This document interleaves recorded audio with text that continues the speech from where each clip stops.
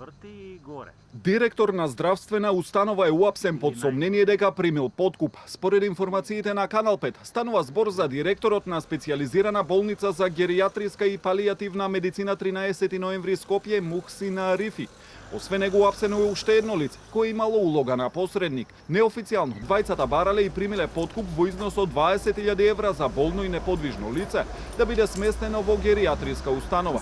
Акцијата е спроведена координирано помеѓу обвинителството и полицијата. Во координирана акција на Министерството за внатрешни работи и Основното јавно обвинителство за гонење на организиран криминал и корупција, приведени се две лица под сомнение за кривични дела примање подкуп и примање награда за противзаконито влијание.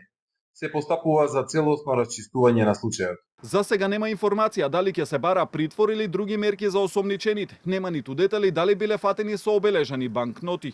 Од Министерството за здравство вела дека се залагаат за што побрзо расчистување на случајот. Оттаму вела дека стојат на располагање доколку се потребни какви било информации по службена должност.